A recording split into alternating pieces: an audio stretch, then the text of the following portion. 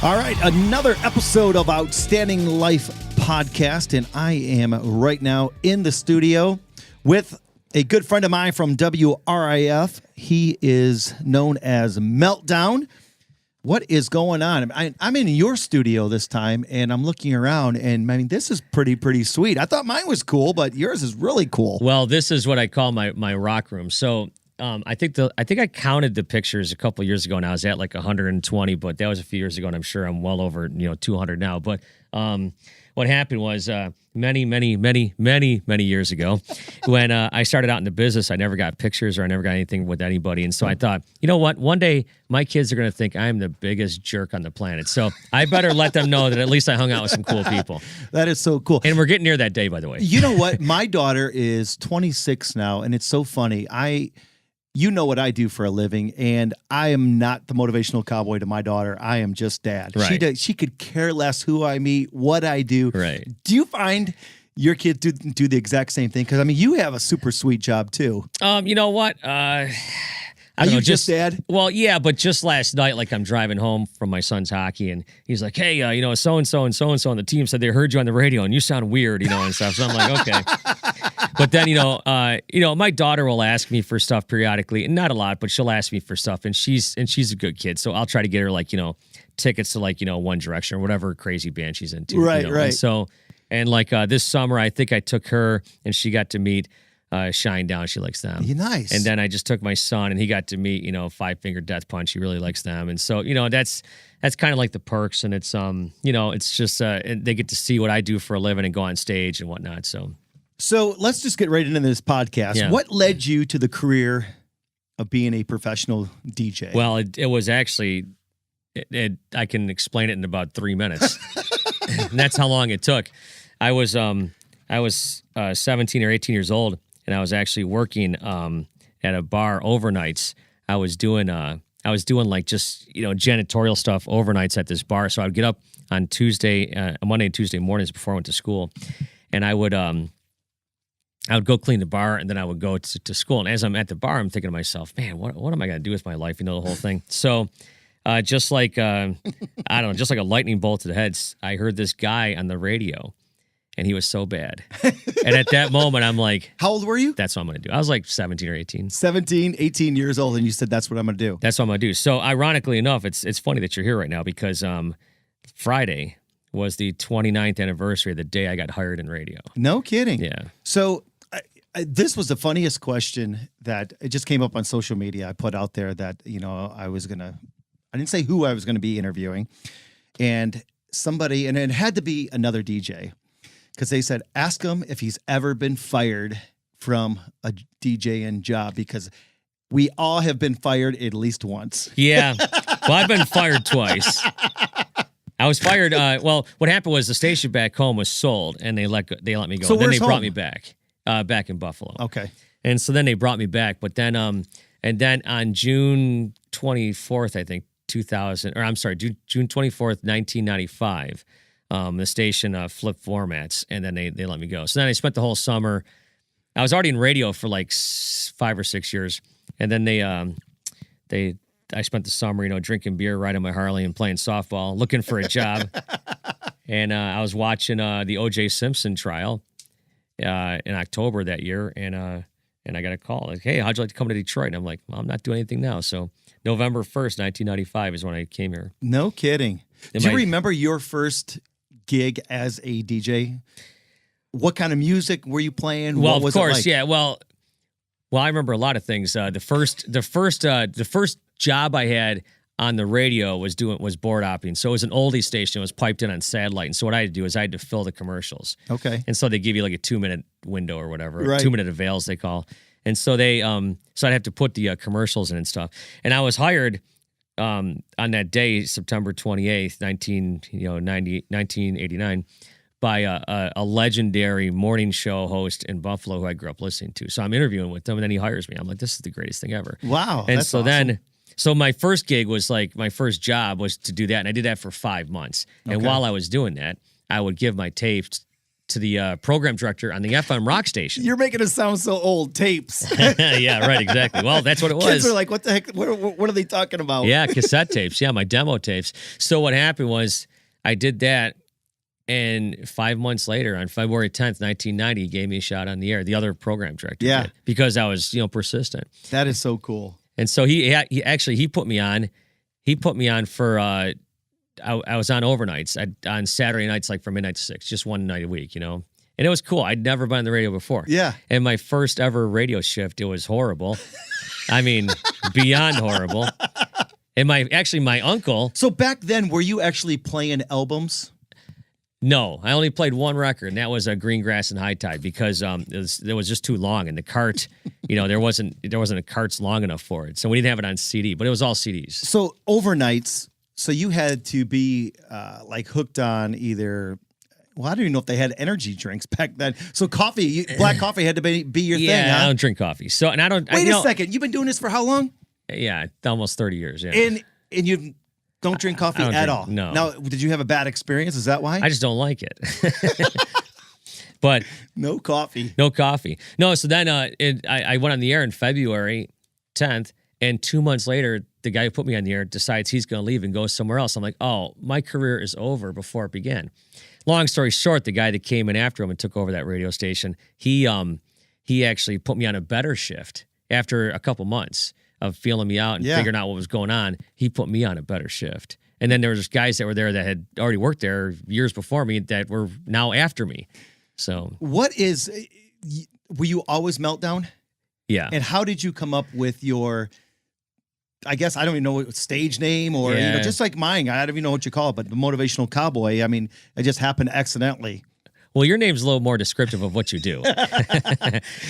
Yeah, when I was in school, there was a character on the radio on a morning show or something called Meltdown Mitch.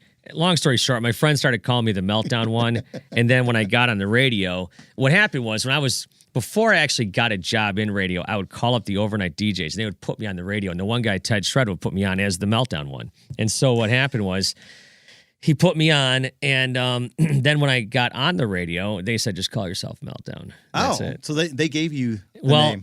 Everyone knew me as that anyways. Yeah. So that's cool. Yeah, Art Wander, this legendary radio guy, says, hey, just call yourself Meltdown. And that was it. So you came to Detroit when you were how old?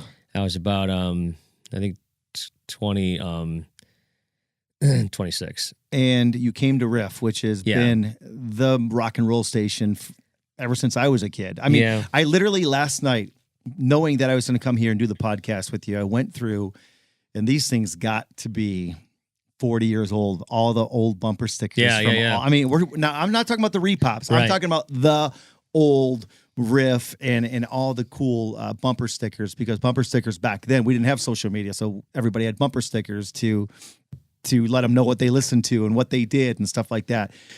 Were you a fan of always collecting stuff like that? Not so much the bumper stickers, but I do, if you look around, I do have like some RIF, paraphernalia that's, kind of unique or whatever. I got some, when Guns N' Roses played here, I got the Guns N' Roses stuff. I got some Ozzy Ozfest stickers, different things like that. Yeah. I don't know. It's like, the RIF is obviously iconic, and I'll never forget pulling into the parking lot for my interview in mid-October of 1995 and seeing the RIF fans and seeing that logo. I'm like, holy crap, And so then I was hired to do 2 a.m. to 5:30, which I did until... Now, AM or PM? AM. So I didn't start till 2 a.m.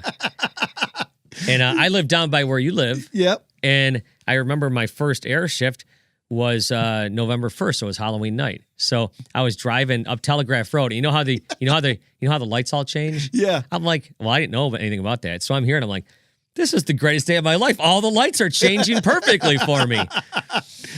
That is so cool. 2 a.m. So let me ask you this. I don't even know if you're allowed to say, just not if I ask the wrong question. No, you're good. But 2 a.m. I mean, you're a young guy. Yeah. We all went to the bars and stuff like that. Did you ever go into work with, No, I never did. I never did. And you know what though? It's like, listen, I'm not going to say I haven't had my drinks, okay? Right. But I can honestly say I've never gone into work, after having drinks. Yeah. That being said, I've done live broadcasts before, and I've had a couple, but I usually wait till the very, very end. Okay, then just the opposite.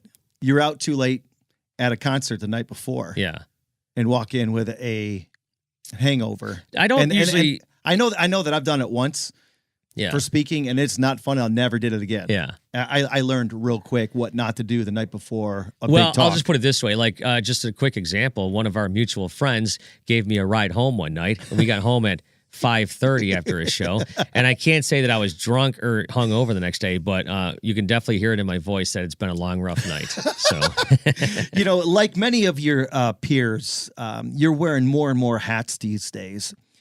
How are you handling that as a DJ? I mean, you are doing so much more than like just being on the air. Yeah. How are you handling that? And it seems like we were just talking about this before we start recording.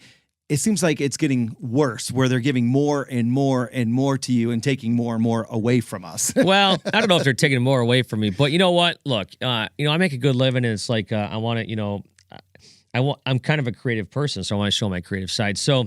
So it's like now I'm doing a video every single week, which is a lot harder.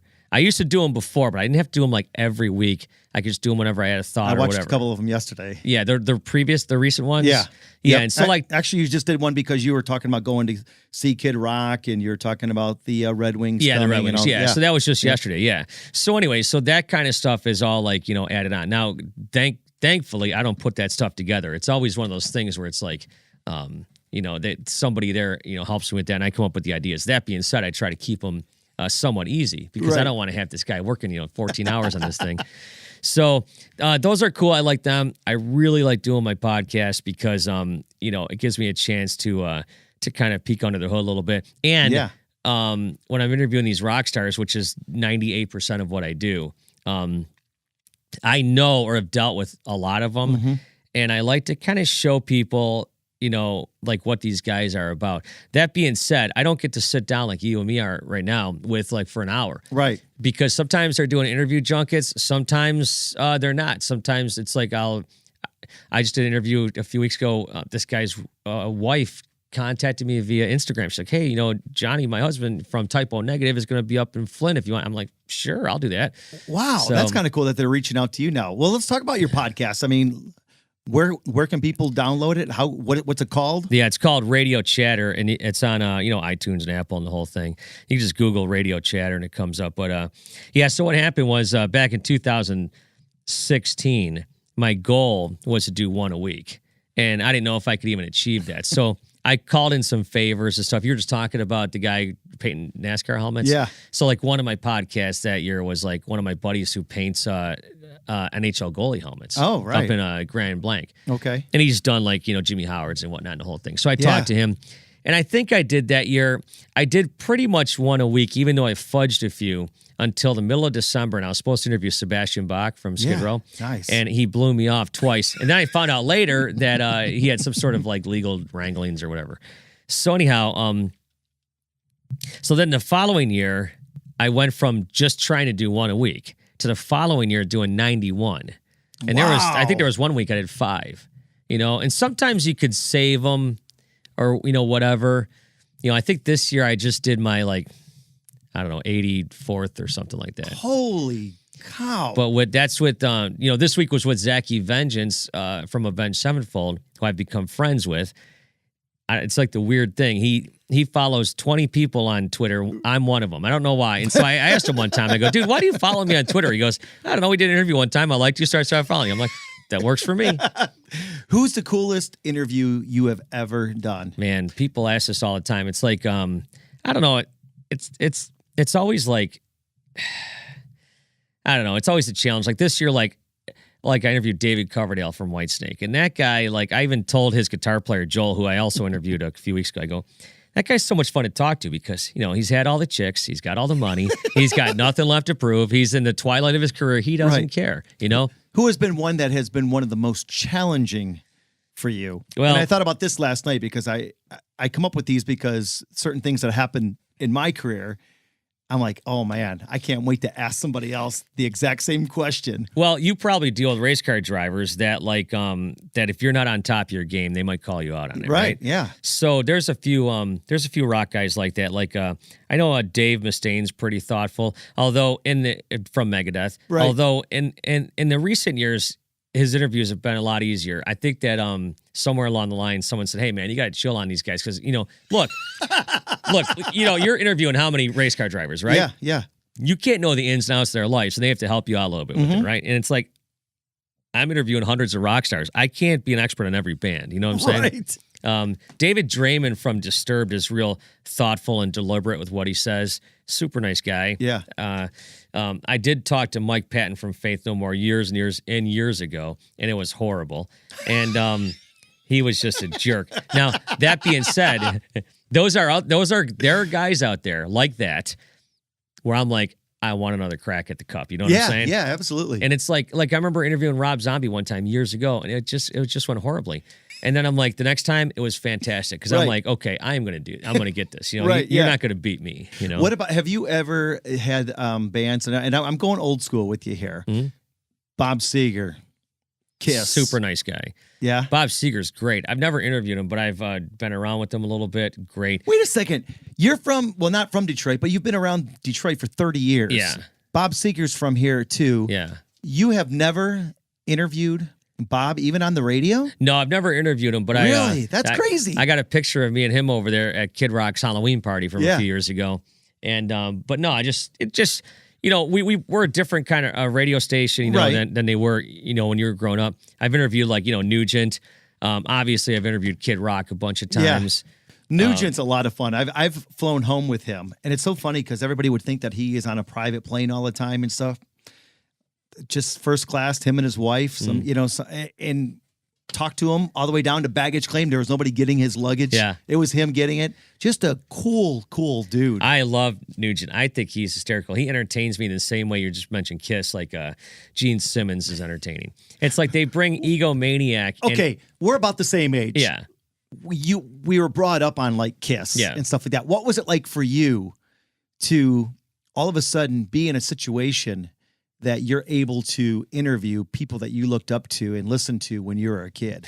Well, nowadays it's kind of become like it's a job, right? But it's like at the same point, it's still exciting. It's still fun. Yeah. Like I'll throw on my personal Facebook for all my friends, just last week, I'm like, sometimes at work you get to talk to Slash, like, it's cool. I'm not going to say it's not cool, but, sometimes when you're talking to them, like I was interviewing Joe Perry one time, right there. Yep. At that particular interview, and I was wrapping things up with them, and I thought to myself, man, this guy wrote some of the songs, the soundtrack to my childhood, and he's been with this guy Steven Tyler, and they're like two peas in a pod. And I just said, dude, you guys are like brothers. I goes, oh man, we really are. The whole thing, and he kind of went into it. So, what's a typical day for you going to work? Because I thought about this just the other day. I was like, you know what? We hear you 3-4 hours on the air, but you work a whole lot more than that, I'm sure. I try not to.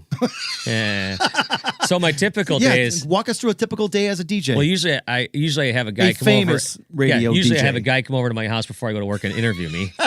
No. So seriously, what usually happens is I always get some sort of workout in. Always. Yep. Whether it be like this morning I played hockey. Yesterday you I already worked played out. this morning? Yeah. No kidding. And then I played 7:30. And then I'll play tomorrow. And then Friday, I don't have our skate got canceled, so I'll work out again on Friday. So I always try to get exercise in because it's like, we're not getting any younger, right? Yep. So then I'll usually screw around a little bit. Sometimes I have interviews. Sometimes I have interviews as early as 9 a.m. Sometimes they're at 11. They try to work around our schedule because sometimes they're on the West Coast. So do you have to go in for those? Yeah. So I got to do them. I do them all at work. Sometimes they're on the West Coast, and they might do, they might start their interviews at 9 a.m. their time. It'd be noon our time. You know what I'm saying? So you're on the radio from 3 to 7. You don't just go in at 2:30 and just jump on the radio, work, and that's it. Never. And I'll tell you another reason why. Because I feel like. So do you have people do your stuff for you? Do you have interns and stuff that prepare everything for you? Give you your notes for the day? No. I have zero. I have nothing. You don't have people? No. I am my people. The only people I have are the guys that do my videos. Okay. I got a couple guys, Janelle and Eric, that that do my videos and stuff, and they kind of they kind of see my Scorsese like vision, and then they implement. But no, so I'm probably almost always at work by 1:00, unless I have a podcast or something, and then I'll go in a little bit earlier. Now, if I have to do an interview, of course let's say I have an interview doing it in 4 days. I'll start gradually researching and doing different things to kind of figure out what's going on with those guys. Yeah, I've seen your notes. I thought mine were bad. Oh yeah, you can't even read them. Oh, you're talking about on Instagram? Yes. Yeah, they're horrible. You know what? A lot of times I just jot down thoughts. Yeah. Or I jot down things that I want to know. Yeah. Chris Jericho, you know what that is? Yeah. So Chris Jericho told me something super interesting in the interview last year, and he does his podcast. It's really popular and stuff. He says whenever he sees a guy come down and sits down with notes, he knows this is gonna be a bad interview. Yeah. And it's like that. I don't really buy that, but he says the best interviews are when you listen and you're hearing what the people are saying. Yeah. Otherwise, it turns into the thing. Did you ever see? You're right and wrong, because you also, when we, just like we both are very creative people, my mind goes crazy and I have to stay on track because there are certain things I want to know about you. For sure, yeah. You know what I mean? No, He's right and wrong. Well, the thing with, like, for example, the other day when I had Zack Vengeance, he was doing like or Slash. They do these junkets, right? Right. So I can't like dive deep into their past. It's not like an FBI investigation of a Supreme Court judge, okay?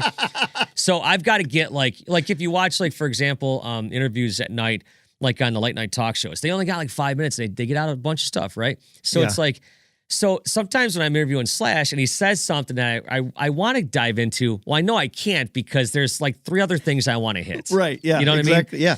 And so anyways, but it's like, you got to listen to what the people are saying. Now, if I know I got time and I know I got like a half hour, an hour, whatever, then I'll start diving into more stuff. Okay. So you, being a DJ, you're in those 4 walls. But then part of your job is to go out and MC big concerts and stuff like that. Do you remember the first time that you had to walk on stage and actually say, hey, I'm, Meltdown? And were you scared? And what was it like for you? Because I know it's one thing to be in the studio working, and it's another thing to be on stage. Like, I don't know if I could actually do what you do for a living, because I like being in front of people and talking. Yeah.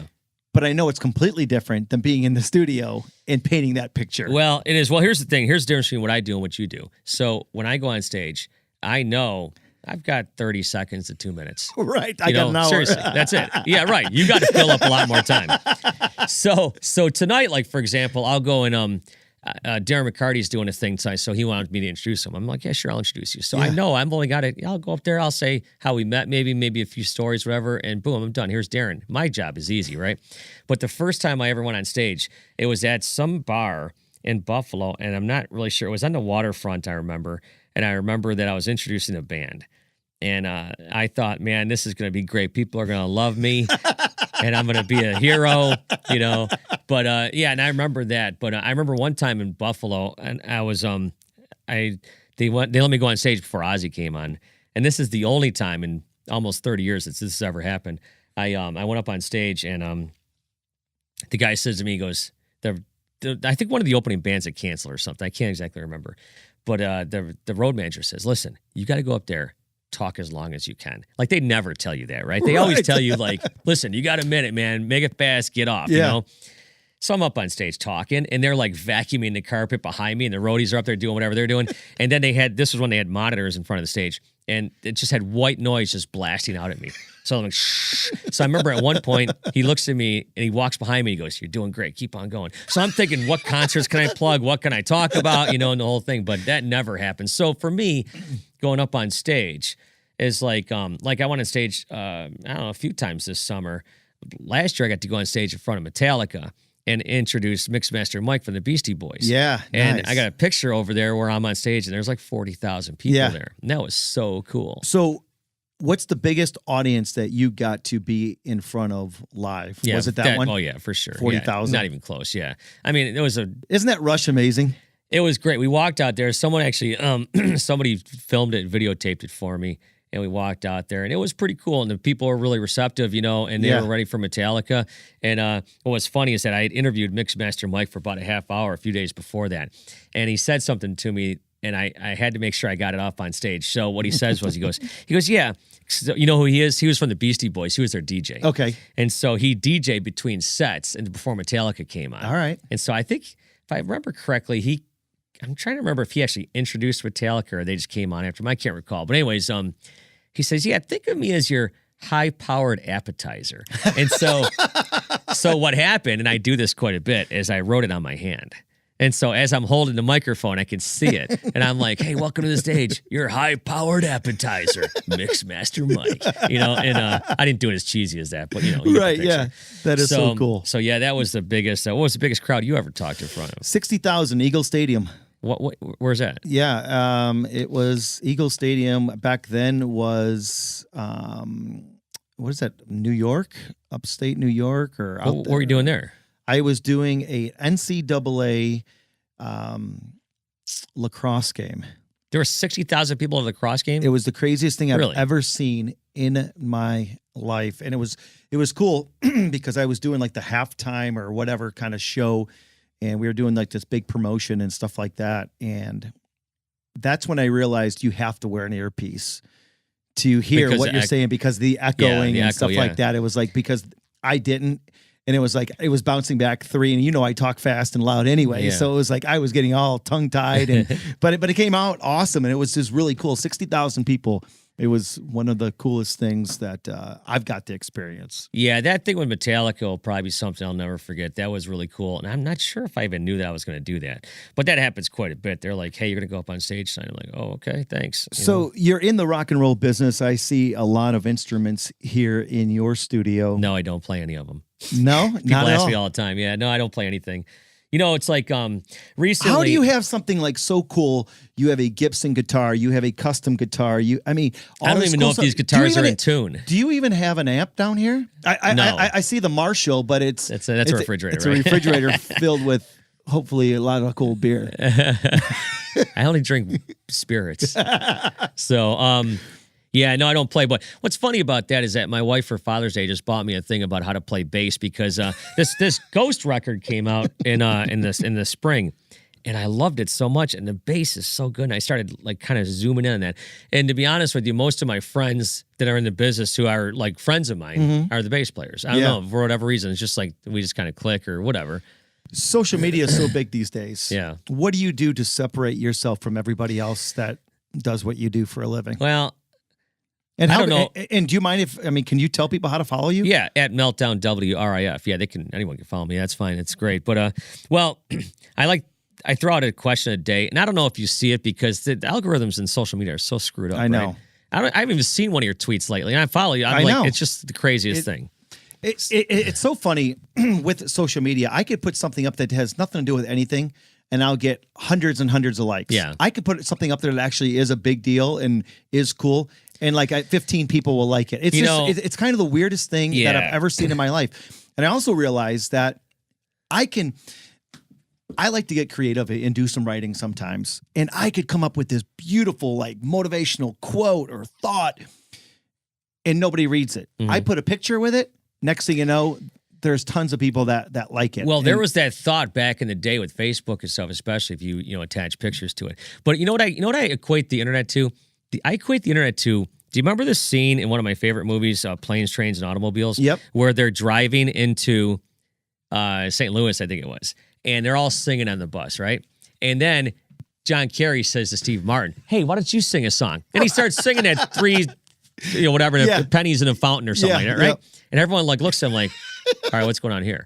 And all of a sudden, John Candy starts singing the Flintstones, and everyone joins in. Yeah. That's how the internet is. Yeah. Am I right? Yeah, absolutely. So like today, I just posted this just before you got here. I like to throw out a question that I'm not going to say is thought-provoking, but people could think of, and maybe there's several different answers, right? Mm-hmm. But it's normally just one line, because people are scrolling. They're not going to read a whole big thing, absolutely. Right? So my question today was, name a good stripper song. And it's like, boom, that easy, right? And I put it on both my Twitter and my Facebook. I even checked my Twitter lately, but before you got here, Facebook started exploding on that. Right. And sometimes I'll get 200 comments, sometimes I'll get 35. It depends, it's whatever it is. So answer the question then. How do I separate myself? No. Oh, it's a great service song? Closer, 9 Inch Nails. I'm just, I'll just throw it out there. But, it's like, how do you separate yourself? I'm not exactly sure because, nowadays, you want to separate yourself, I suppose, to a certain extent. You want to get likes. Because when you get likes and stuff, then more people see your stuff. It's just like that. But at the same point, it's like you want to use it as a tool to promote what you're doing. Yep. And, I'll throw out an interview with Slash and I'll get like 6 likes. And then I'll throw out Name Your Best Stripper song and I'll get 20. That's my whole whatever. point. Yeah. Exactly. It's like the song. It's like singing the Flintstones on Planes, Trains, and Automobiles. It's so crazy. Yeah. Every great athlete has had great coaches and great people that inspired them in their career. Who have been some of the people for you that inspired you? Well, like I said, that early on, the guy's name, I don't want to get his name, but he was horrible. He inspired me. And he inspired you to do a better job, or just inspired you because he still gave you.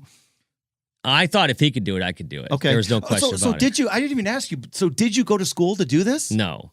Wait a second. So you put an application in and say, I want to be the DJ? No, I was just talking. Or you called in enough that they finally said, hey, listen, we'll just put this guy on the air. Well, kind of, sort of. I called in enough and I networked enough where I got to meet people. Yeah. And I think that I was always the kid that knew I was not a great student at all, but I knew I had work ethic and I'd drive. And I knew that if that once that door closed behind me on my last day of school, that I was going to do something with myself. I just knew it because that's just what I had. Never went to college? No. I spent one day in college just for driving school. I had a ticket. I went a year and a half, and I was like, you know what? I'm making more money than this professor already. What are you going to teach me? I got cocky and... Right. Well, it's like I just went home this past weekend, and I saw Kid Rock and whatnot. And I went with a couple of friends of mine that I went to high school with, and the one girl and her boyfriend I ride motorcycles with. Well, anyways, we become good friends. But I used to drive her to school, and I used to go to a vocational school half day for auto body, and I was pretty good at it. But I didn't want to live my life breathing in dust all the time. I wouldn't look this pristine if I had. This is a reason why I don't video. Right. Exactly. So, anyways, so what happened was. I would play my demo tapes to her all the time. And so it was ironic that I went to the Kid Rock show because it was my anniversary the day I got hired in radio. And I told Kid Rock as I introduced them to him, I'm like she used to have to suffer through my demo tapes, and now I'm kind of repaying her. That is so cool, man. Yeah. So I've taken a lot of my friends back to meet him, and just done other things. People come into town and I show them around. I've met a lot of your friends from New York and stuff like that. And when I come to the racetrack, I try to bring different people to experience. You've met some of the same people just because whatever, but I try to bring different people, Yeah, my friends from New York you've met, yeah. So those guys come in all the time. They couldn't this year. What's it like to go back home and be... Are you just Meltdown, or are you a celebrity now because you kind of made it? Well, here's the thing. I grew up in a super small town. Everybody kind of knows everybody. Yeah. And so, so here's something interesting. So before the internet and cell phones and stuff, I would go home maybe 10 or 12 times a year, right? And I didn't have kids. I could just blast out of here for a weekend, go home, come back, right? And so as time went on and stuff, and the kids and whatnot, came about. It was like one of those things where it's like I would go home and I'd go to the bar, the local bar, where I heard that guy on the radio was so bad, and there'd be like nobody there, and I'm like, huh. So then one of my friends bought that bar, and I said, hey, if I threw this out on Facebook and stuff, can I throw a party here at Christmas? He's like, absolutely, man. I like to help the guy too, right? Yeah. So the first time I did it, the guy who cleans the bar said that was the most beer bottles they'd seen in 25 years. So a lot of people showed up, right? And it was awesome. And so now I do it twice a year, although this year it's probably only going to be once because I didn't do it in the summertime. But I'll tell you what, I throw it out there, and here's my thing. I'm not out there to celebrate myself. I want to see other people, and I want other people to see other people. And you know what? To be, not to pat myself on the back, but in a roundabout way, I've kind of been a little bit of the glue that's kept our school together, our class, right? At least cool. I graduated 125 kids. And I'll bet you 50 to 75 of them I'm still in super good contact with, or maybe even more on Facebook, right? But I could text 50 of them right now. Yeah, that's so cool. Because it's like, and I think because I live 300 miles away from where I grew up. I was just watching a thing with Carrie Underwood the other day, and she was in her hometown. I thought you didn't like country music. Yeah, it was on CBS, and I just happened to catch this, and it kind of struck a chord with me. She said that they were walking around her hometown, and she says, "This is where I can really be me. This is where I sleep really well." And it's so funny she says that, because when I go home, I might go to bed at 3 and wake up at 9. I feel like I've slept 20 hours. Like, it's just the weirdest thing. You know what I'm saying? Yeah. It's just there's a certain ease about where you grew up. How do you deal with critics? Because and especially these days, and maybe you don't get criticized. Maybe you don't get that. But I know, because of what we do, and you put a microphone in somebody's face, all of a sudden there are people hiding behind the keyboard. Everybody has something to say. Yeah. How do you deal with it? I gotta admit, I don't deal with it that much, But there's a couple people I hide their comments on Facebook just because they're just being idiots. It's like, but for the most part, I don't really have to deal with it that much. You know what? I go out, I try to be nice to everybody. I try to remember people's names. Ronnie James That's the Dio. toughest part for me. Well, of course, I know it. Trust me, dude. It's kind of an art form, right? Yeah, absolutely. It's something you got to work at. But Ronnie James Dio told Lizzie Hale from Hailstorm one time that those people never remember your name, or you'll never remember their name or their faces or where you met them, but they'll always remember you. So always be nice to everybody. And it's like, you know what? I try to be nice to everybody. Yeah. I try to be cool. What's the coolest thing that you have got to do because of the fact you are a professional radio DJ and a celebrity one here in Detroit? I don't know. I mean, look, we could fill an hour with just stories of hanging out with Kid Rock, and he's been so nice to me and my friends and whoever I've introduced him to. That's always really cool. It's like, I can, yeah, you ask me every year that we're in Detroit doing the Grand Prix, and you're like, "Hey, come on, we're going to go by Rock's house." And then that's right, last year. And then the next day, I see you, and you don't look like, and I have to entertain all day up on stage for the Grand Prix and stuff like that. And I'm like, that's exactly why I don't go and hang out with you guys. That's right, because last year on the bus, we went to Kid Rock's house afterwards. Yeah. You were with your buddy, my friend Smiley. Smiley. That's right. Yeah. Oh, that's another great guy. Yeah, I could do a whole, we got to do a podcast at his man cave. Dude, yeah, which one? He's got a compound at his house. But, yeah, no, that was a great time. I could only stay there for an hour and a half that day because we had another concert to go to, and my friend was going there, and she's in a wheelchair. I'll make sure she was okay. So we didn't stay all night, but Rock was super nice as always. But yeah, as far as that's concerned, look, but you've got to do so many cool things, and okay, yeah, you get to hang out with celebrities and stuff, but you also do a lot of cool things. You have done a lot of cool things with like the children hospitals and stuff like that.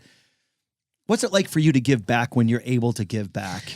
Well, I'll tell you what, I give back in different ways. Like, for example, I coach my daughter's hockey team, and I'm going to tell you something for the rest of my life. That's an experience that gave me way more than I thought I could ever get from it. Seriously, it's like, I'll never forget it. It was like, I didn't get paid, whatever. And we didn't win a lot of games. We do, whatever. But it was like, those girls were so great. And, I'll never forget it. Now that's like kind of some of the ways like I give back. I always try to donate money if I can to different things, whatever. I mean, let's put it this way. I don't give as much as I should, or as I probably, could. But that being said, I always try to help people out. Yeah. I always do. Have you ever been walking through somewhere and all of a sudden, because of the fact you do radio and not everybody knows what you look like, they hear your voice and say, "Oh my God, you sound like Meltdown." Yeah, I get that. I get that sometimes. There are people that host talk shows that are a little bit more recognizable than me. But like I was at the liquor store down the street the one day, and this about 2 years ago, and I'm talking to the guy behind the counter, and this guy next to me says, "I ain't kidding." He goes, "My spidey senses are tingling." I'm like, what? And he goes, "Where do I know you from?" So that was kind of funny. What single night has been the most memorable for you as far as doing your job? And listen, I know that I can ask you this every single day and you'll have a different story. Yeah, probably. But right now, I'm here, we're recording. what is that one night that you're like, man, I'll never forget it? Was it that Metallica one that you brought up a few times already? That Metallica night was pretty cool. I got to interview James and stuff, and that was pretty cool. I was with our friend Josh, at the Guns N' Roses concert, and I took him into Kid Rock's suite, and Chelios was in there, and Uncle Cracker and stuff. And I know I keep going back to Rock, but it's like, he's really been great to me. Vinnie Paul, who just passed away a few months ago from Pantera, we became really good friends in the last year and stuff. Hung out with him in Vegas last year. Just different things like that. And plus, it's not all about the celebrities. It's all about sharing experiences with people. Like those 3 people I took to that concert over the weekend. It's like I was sharing experience with them, man. It's like and they'll never forget it. So in every job, in every profession, people have tricks of the trade. Yeah. I have no idea what you're about to say, but I'm asking you, are there any tricks of the trade when it comes to being a DJ? Yeah, put music underneath you because it hides the mistakes. I call it audio wallpaper. So okay, timing, would that be right? I mean, because you do have to also time everything, right? You talking about when I'm talking up to music posts? Yeah. Yeah, well, sometimes does, but sometimes, it's kind of funny because I've been in this business a long time. I can almost tell when a guy's about to start singing, even if I've never even heard the song before. Seriously, it's like just one of those things. Who picks out your songs every single day? Now, do you have a program director that does all that? Yeah, or program director. Do you have anything to do with that at all? Not necessarily, but, sometimes I'll have to drop songs here or there, or maybe add songs or whatever. So, it all goes like that. But, it's not like it used to be, that's for sure. I couldn't wait to ask you this. Okay. This question here. I'm braced. Listen, what is one track that you will never, ever, ever get sick of playing? That's a good question. I know. Listen, I'm a professional. I know you are a professional. There's a song by Nothing More I really like called "This Is the Time." I just crank up in the studio all the time, and that song's about 5 years old. November Rain I really like. There's a few that I don't. There's a few that I wish I never had to play again, which will remain nameless. Most of the songs I play I really like because it's like, that's what I do. Do you ever listen to a song that becomes real big and you're like, are you flipping kidding me? Are you kidding? Like this, I cannot believe that this song is still being played. Nothing off the top of my head. What's the oldest song right now that is in your playlist at any given time that goes back years? Black Sabbath. I mean, really? Yeah, I like War Pigs, Iron Man, Paranoid, that kind of stuff from the early 70s. That's about as old as we get. And, that's kind of like an early metal band. So, that's like, old Led Zeppelin, stuff like that. The classics. Who's one of your favorite celebrities that you ever got to interview? And why? Like we were talking about before, David Coverdale's great. Sammy Hagar, Alice Cooper, Gene Simmons. What was Sammy like? Sammy's great. I mean, I just saw Sammy this past week in Charlotte. Yeah, he was there. That's right. Here's the thing with Sammy Hagar. Once again, tons of money, right? He told me years ago, maybe I'm speaking out of school, but he told me 20 years ago that he doesn't have to do anything for the rest of his life. He could just live off Van Halen money and he'd be fine. Wow. Right? But he does it. He loves what he does, right? Yeah. But here's the thing with some of those guys. Is that they've done it all. They've heard all the questions. You're not going to surprise them. You're not going to scare them. You're not going to get I don't want to talk about that. Right. They know. Even if they don't answer your question, right? They'll talk about it. But Sammy Hagar is great. Has there ever been an interview with a celebrity that got you tongue-tied? I don't think so. Like I interviewed these guys, the guitar player and the drummer from Type O Negative a couple weeks ago. I'd never met them before. Right. So it's like sometimes when you sit down, you have to carry on a conversation with two people you've never met. Right. That could be a little difficult. But it could also be fun because they have no clue who you are either, and it actually could be a blessing. Yeah, perhaps. I mean, yeah, they don't know me. Right. As a matter of fact, the drummer just texted me, but it's like we become friends. Right. But I almost wanted to interview him like afterwards, after I would have got to have known him. But as far as tongue-tied, no. I've interviewed Ozzy a few times, and that really is really cool. Is it really cool? I can't even imagine. To me, that one would seem like it would be tough. No, I did. The last time I did it was a long time ago. Please tell us about Ozzy. Just the way he talks is hilarious. No, Ozzy's a really funny, the sweet man guy. can sing like there's no like there's no tomorrow.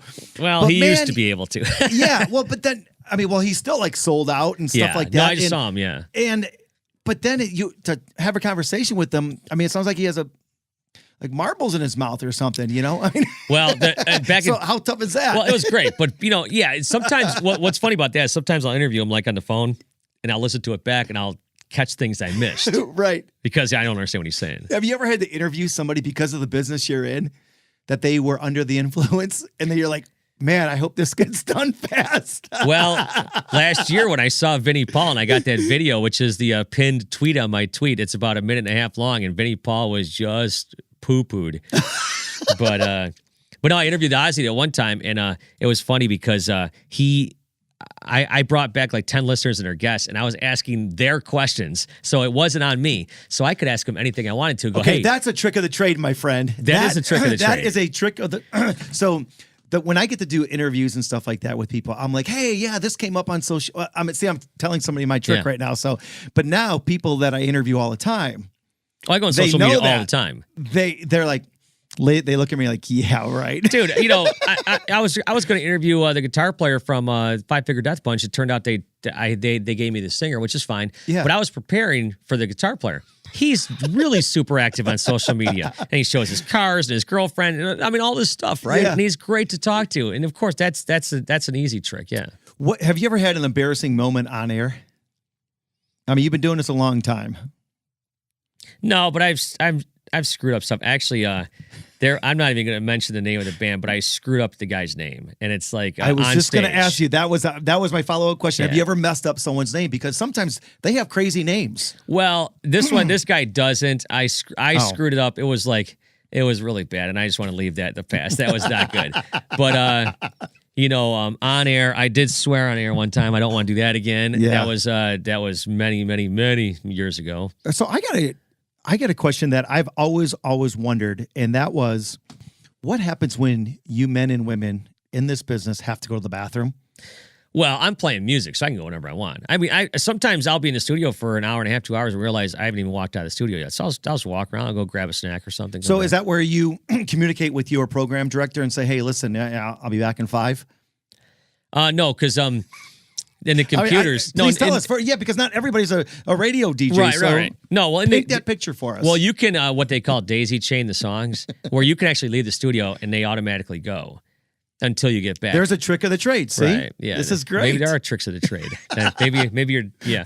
But look, when I first got here, I smoked. I mean, I could play a 3-minute song on CD, and that we didn't have a chance to, do that. And I could run out and have a smoke and come back in 3 minutes. I mean, that was good. But when you're not working or hanging out with rock stars, what do you like to do? How do you inspire yourself? How do you keep yourself motivated? Because you have to walk in every day and be that guy for 4 hours on air. Yeah. How do you keep yourself upbeat, positive? Or is there somebody that kicks you in the ass and says, no, I don't know. I guess I'm pretty even keel, even though people that might know me. I was thinking about this the other day. It's like some people they're just not even keel and they can't handle some of the pressures. And look, I'm not going to lie to you. This has not been a great week as far as my career is concerned, but it will get better, and I will make sure it gets better. And I always, it always gets better. You know what I'm saying? It's like, but as far as motivating myself, I just love what I do. So it's, it's pretty simple. And I thought you were going to say your wife. No. But you know what? It's funny because in all my podcasts, if I have time, I didn't ask Slash this because I didn't have time, but all my podcasts this year, I ask one question of every single person, and that's, what's the key to your success? And a lot of people say luck, a lot of people say whatever, but it's like, what motivates me? Failure. Really, I don't want to fail. Right. I didn't want to, I could have easily gone home after a year or two and, still been okay. But I thought one day it just dawned on me, I don't want to be a failure. I don't want to go home and fail. That's what's motivated me throughout the years as well. But that one question you said again that you ask in every one of or you try to in every one of your podcasts is what? What's the key to your success? What's the key to your success? I'm afraid of failure. So just every single day, you want to go in there and do your best because I want to go in there. Yeah, and if I lose, I'm annoyed. If I'm not the best, I'm annoyed. If if I have a bad break, I will be angry in the studio, and then the next break will be that much better. I can trust you on that. So I've seen so many of these radio promotions throughout the air. Some are just crazy, off the wall, can't even believe it's legal. And then others, I'm like, that is the dumbest thing I've ever seen in my life. What is one of the craziest radio promotion that you went out and said, this is the coolest thing ever? Boy, you know what's funny is like sometimes we do stuff and I'm like, man, that was so kick-ass. And next thing you know, we do another one later on. I'm like, that was so kick-ass. Like Slash played an acoustic set for us. And you're like, I can't believe Slash is right in front of us playing an acoustic set. Like this was like a couple of years ago. Yeah. We just did one. Oh, this year, and Five Finger Death Punch comes. And it wasn't a promotion or whatever, but I had to go there and do interviews. I was supposed to interview the guitar player. They said, no, you're going to interview Ivan, the singer. I'm like, great, awesome. Ivan's awesome to talk to, super nice guy. Yeah. Next thing you know, they're like, Ivan wants to do this interview on the lawn. And we had a video camera and stuff. I'm like, does he know that people are here? Yeah, he wants to do it on the grass. So a month ago, I interviewed the lead singer of Five Finger Death Punch at a sold-out show on the lawn at the venue while there was 300 fans around. Like, it was like, then you're like, could it get any cooler? Yeah. And it's like, you know what I'm saying? It's just Have you ever been in a situation where you were nervous because you did something live and there was just so many people there? Well, I was going to ask you about this because to me, the bigger the crowd, the more faceless it is. Oh, absolutely. I always say I get more freaked out when the crowd is small. Yeah. I will go and speak for a bunch of executives that's maybe only 20, 30 people. I get more pumped up about going and speaking for 3,000 or 4,000 people. I just talked to, I was down in Rockwood talking to my friend. She's a guidance counselor or something at the school. And I talked to like 60 kids, and it's nerve-wracking, But I remember a couple of years ago, you reached out to me, and you're like, dude, I'm speaking. It's something walk me through this, and I helped you with the outline and stuff like that, because it's a different art. It's a different, it's just something completely different. Something that you brought up earlier that keeps your mind off things. You're very active in hockey. I mean, that's how I met you. I met you through Mike Staff, which was a radio DJ there at RIF. But then I'll never forget the time that I actually met you and hung out with you a little bit. And I was emceeing the event. You were playing, and that was for the firefighters and the cops were playing each other in Southgate. Yeah, that's right. Yeah. Years ago. That, yeah. And I like to do those charity games. It helps people out. It's something I like to do. It's easy. It's like, and it's like it's a win-win, Yeah, no, absolutely. But it has to, but again, that's got to be gratifying. And then sometimes you're skating with people that, again, you watched at the arena. During the lockout, I played with the NHL guys 3 days a week in 2004, 2005. So like, Nick Lindstrom was on my team and Shelly Osadare. I mean, all these guys, I'm like, this is crazy, Yeah. I would get there early just so they couldn't kick me out. But my friend Brian Smolinski, a really good friend of mine, played NHL for like 12 or 13 years. He would always invite me out. So yeah, that was definitely that was pretty cool. Yeah, it is wild sometimes you get to do stuff with people that you've admired or you've seen or, whatever. I asked you this before we got started and before we hit the record button. You are the one always doing the interviews and stuff like that. What's it like for you to sit on the other side and let somebody else ask you the questions? It doesn't bother me. I don't do it that often, so right. I don't get it's a chance. Cool. I don't get a chance to tell my story that much, but it's fine. It's good. What's one of your best stories? Oh my God. I mean, we have like literally 7 minutes. Tell me like just one of those stories that to this day that just brings chills to your bones of going, man, this is like the coolest thing ever, man. Man, I don't know. It's like I'll probably think of about 18 of them. I know. As soon as I walk out the door, you're gonna text me going, "Oh man, let's do another one. I got this story, and that story, and that story." All of a sudden, it goes to a phone call. It's like, man, I'll tell you what. Yeah, we call those wow moments. You know? And absolutely. It's like, man, I've had so many of them. I can't even. I just posted on Facebook. One of the girls I went to school with, her son's gonna be one of these refueler guys. And I got to do that once. Refuel flight in the air. It's so cool. It's like I've got to do that. Well, wait a second. I just asked you this question. You're like, oh yeah, I haven't really got to do anything cool. No. Now you're thinking about this stuff. No. I told you I'd have like 18 of them. I can't think of that right is off so the top of cool. my head. What was that like? That was awesome, man. You get to watch the plane come up. We were like 20,000 feet in the air. We're flying over like Kentucky and stuff. That was really kick ass. Yeah, I like doing stuff, military stuff. That's really cool. Have you been up in a fighter jet? No, I haven't been on one of those. I don't know if I want to go for one of those. Yeah. We go to Vegas every year. That's always fun. Would you jump off the stratosphere? No, I don't like heights. No, not at all. My palms are getting greasy just thinking about it. But, it's like anytime I get to go on stage, like that Metallica thing, it's like you think to yourself, man, what could be cooler than that? It's like 8 o'clock at night. You're introducing a guy on stage in front of 40,000 people. I mean, that's pretty cool. Bands come into the studio sometimes, not as much as they used to, just because of the, just the internet and social media and all this stuff. They don't really have to, but, and you just walk out and you're like, man, that was so cool. It's like, different things. I mean, Meltdown, you've been doing this almost 30 years. What advice can you give somebody that's sitting here listening to this podcast right now, and they're maybe in high school, maybe even in college, that wants to do what you do for a living? Well, I tell people, I've talked to kids about this. As a matter of fact, I'm going to Vegas, in a few weeks, and one of my friends has he does a music business class out there, and so he'll invite all his kids, and I'll talk to them and stuff. And they're like, young adults or 20s and whatnot. But it's like, to me, it's like with anything, and like what you do as well, it's like, you just got to focus. You got to, you just got to drive. You just got to persist. You just got to, get in there and bang away, meet people, network, show your worth, get in there. Look, you talked about my podcast and my videos, stuff like that. That's just other ways I kind of express myself and show what I can do, because we don't do long form interviews on the radio anymore. Right, exactly. It just don't happen. So where do you do them? You do them in another medium, But as far as what I do, never say no. I'll tell you this much. I worked when I first got into radio, I never said no. I worked for 4 months without a day off. Like I was on the air every day of the week. I was on. See that 14X out there? That was a heavy metal station, and I was on Monday through Friday. And they asked me, "Hey, could you come in on Saturdays for a little while?" Sure. Then I did the FM on Sundays. The whole thing. Yeah. So after 4 months, I walked up to the boss. I said, I don't have a day off, and I'm not complaining, but one day would be nice. So another 4 months went by, and he looks at me, and goes, "Hey, you don't have a day off." He was a little scatterbrained. So I said, yeah. Well, we're gonna get you a day off. So I never said no. If they needed me, I was there. Yeah.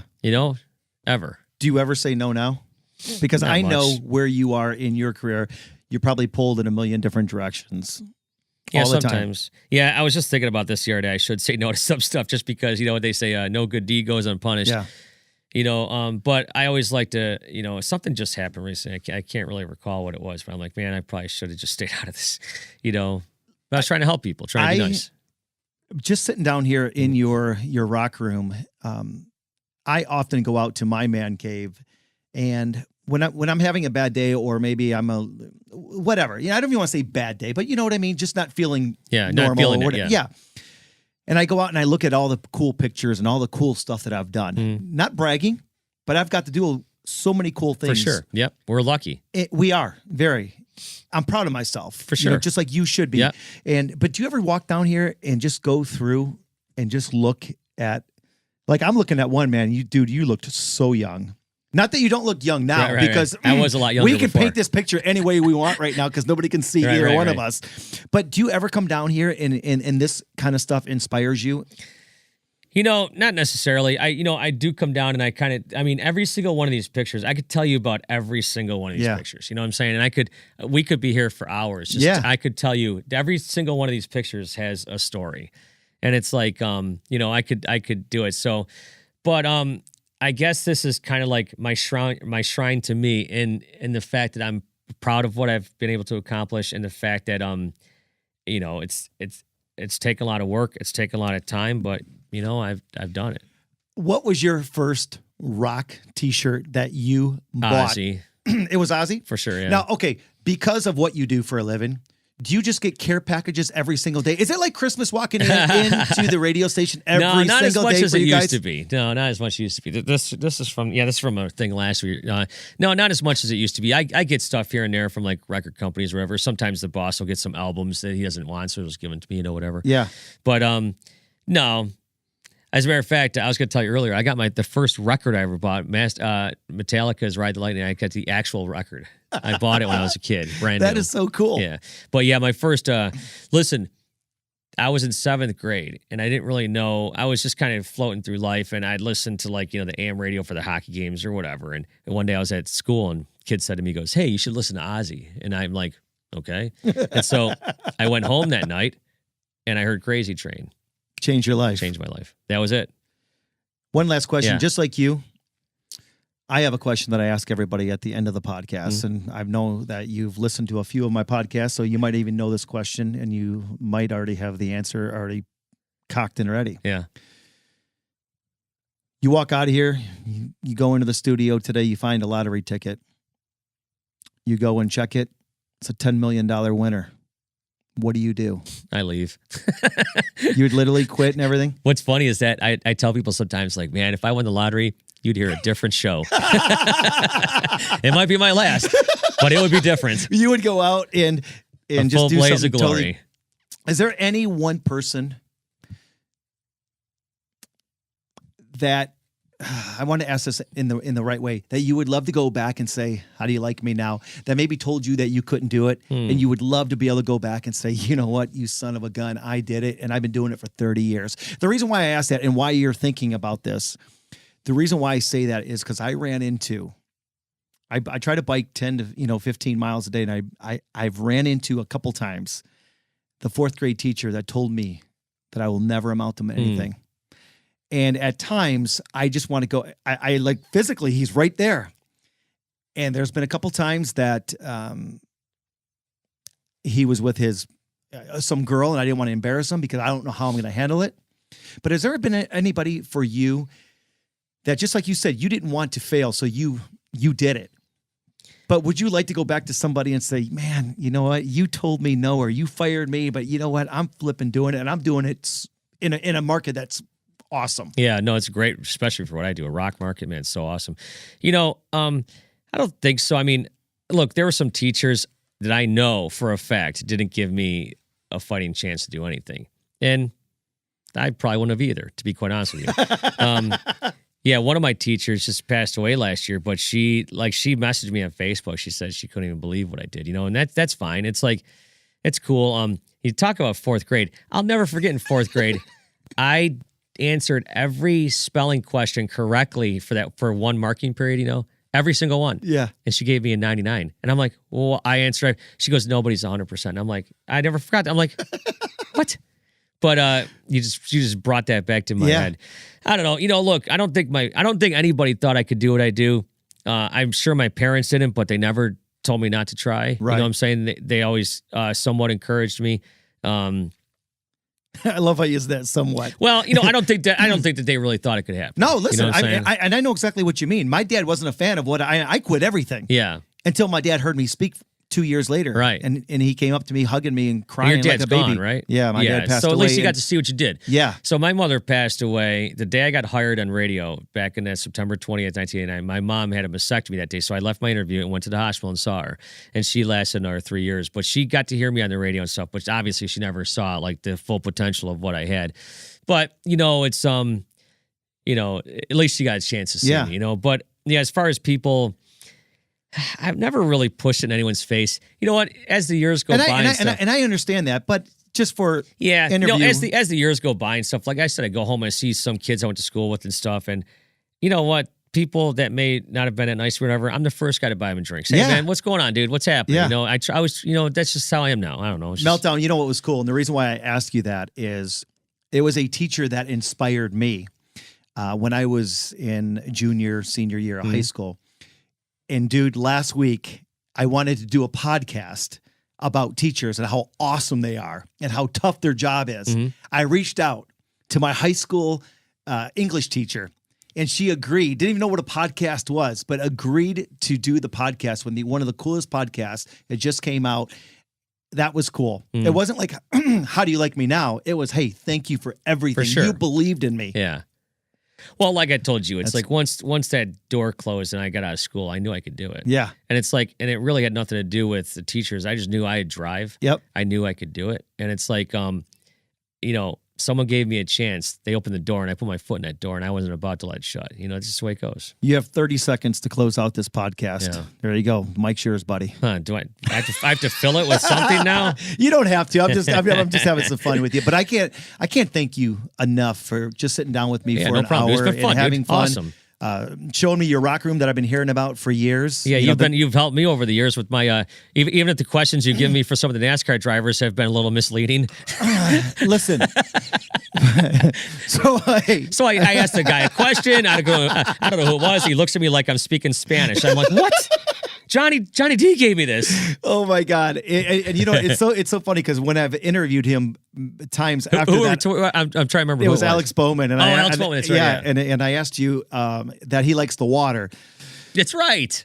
But Alex Bowman doesn't like the water. It was the next guy that you were interviewing. But whatever. It was my fault. I gave you the wrong. Well, you know what's funny about Alex but Bowman? So I see that the following week they got to pick their own theme music, right? Yeah. And so he goes out to the theme music from a band called I Prevail, which is from Southfield. Yep. And I kind of know some of the guys a little bit, so I included him on a tweet with the one singer. Yeah. And they tweeted back and forth a few times. See, I'm making connections See, there too. you go. It's so cool. Even the racing and everything else. I'm blessed. You're For blessed. sure. I can't thank you enough for hanging out with us for an hour. Again, Meltdown from WRIF RIF in Detroit. Thank you for rocking Detroit for over 20 years. Man, that's awesome. I want to remind all of you, if you want to download any of the Outstanding Life podcasts, you can go to soundcloud.com/Outstanding Life podcast. You can also follow me, Johnny D, on Facebook at Motivational Cowboy. You can also follow me on Instagram at Motivational Cowboy and Twitter at MC Johnny D 4. Thanks again for hanging out with us on the Outstanding Life podcast. And until next time, be safe, have fun, and have yourselves an outstanding day. Outstanding Life is a Soul Bridge Studio production.